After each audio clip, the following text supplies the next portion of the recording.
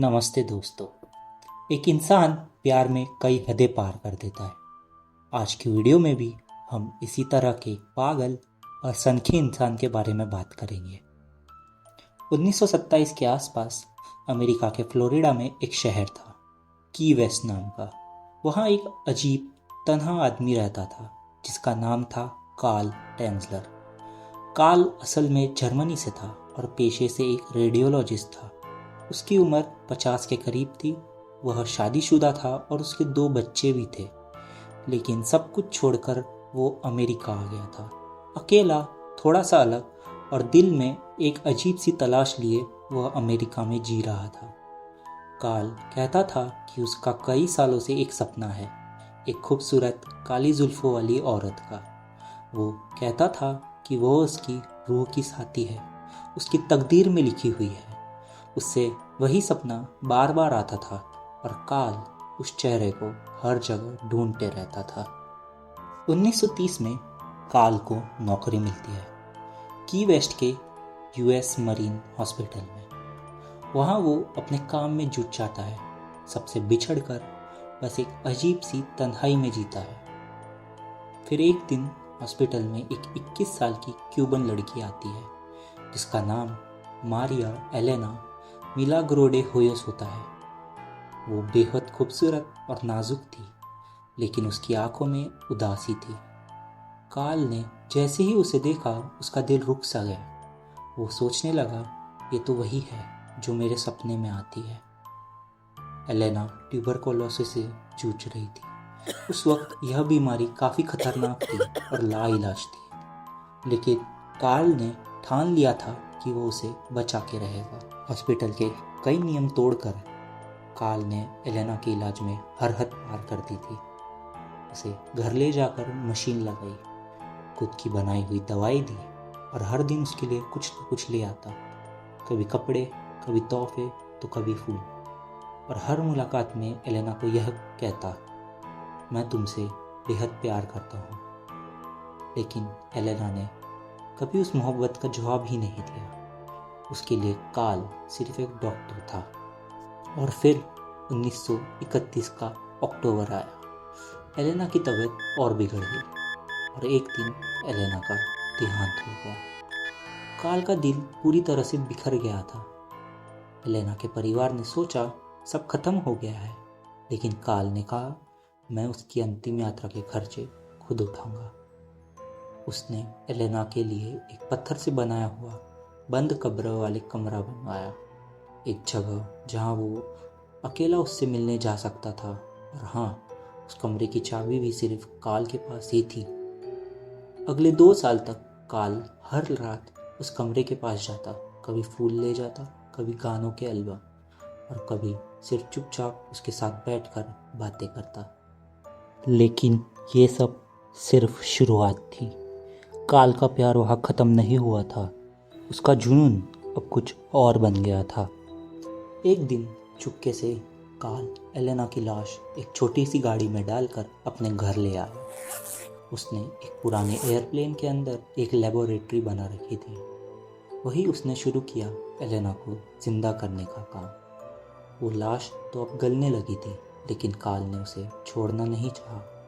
उसने plaster of Paris से चेहरा बनाया, आंखों के लिए कांच का इस्तेमाल किया, वायर हैंगर से हड्डियों को जोड़ा और लाश के अंदर कपड़े और रुई भर के उसे फिर से खड़ा कर दिया। हर दिन वो एलेना का मेकअप करता, उसके चेहरे पर मोम लगाता, नए कपड़े पहनाता, परफ्यूम लगाता। उसने एलेना के बालों की जगह विग भी लगा दी थी, जो उसने एलेना के असली बालों से बनाई थी।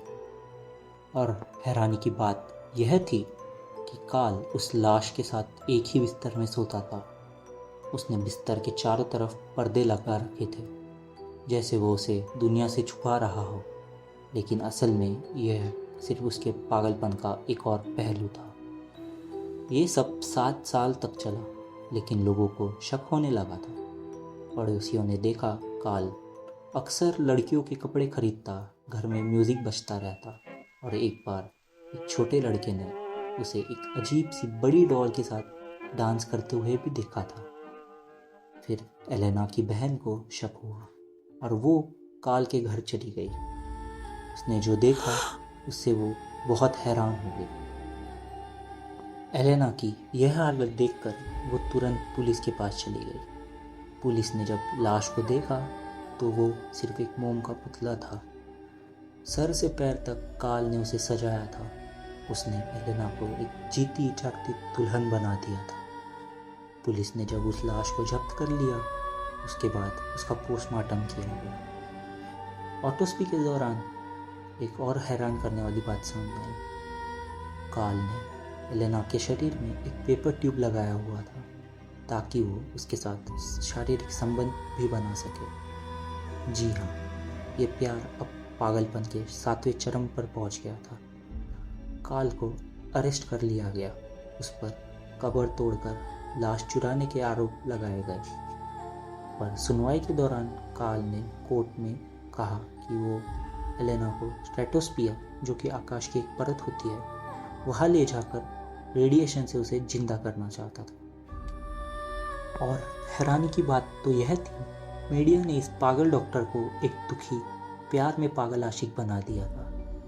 लोग, खासकर औरतें, उसके प्यार पर तरस खाने लगी थी। पर क्या ये मोहब्बत थी या एक ऐसी तलब जो समझ से परे थी? एलेना डे होयोस को दूसरी बार अंतिम संस्कार दिया गया और तब तक पूरा देश उस अजीब और डरावनी मोहब्बत की कहानी से वाकिफ हो चुका था।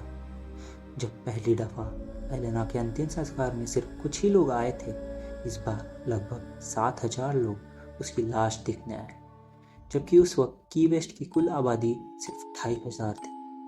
स्कूल भी जल्दी बंद कर दिए गए थे ताकि बच्चे एलेना की एक आखिरी झलक देख सके। डीन लोपेस फ्यूनरल होम ने लोगों से सिर्फ 10 सेंट्स लिए थे एलेना की बॉडी देखने के लिए।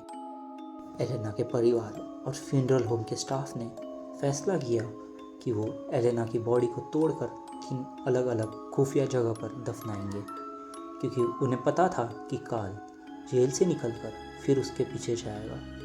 और वो सही भी थे। काल ने जेल में सिर्फ कुछ ही महीने बिताए क्योंकि उस पर लगने वाली सज़ा का समय ख़त्म हो गया था। जेल से निकलते वक्त उसने तो यह भी दरख्वास्त की क्या वो एलेना को रख सकता है, पर कोर्ट ने उसे नकार दिया। काल अपने घर जेफ्रीलीज वापस चला गया, जहाँ उसने आगे के 8 साल एलेना की तस्वीर बनाई और अपनी अनोखी मोहब्बत की कहानी हर किसी को सुनाई।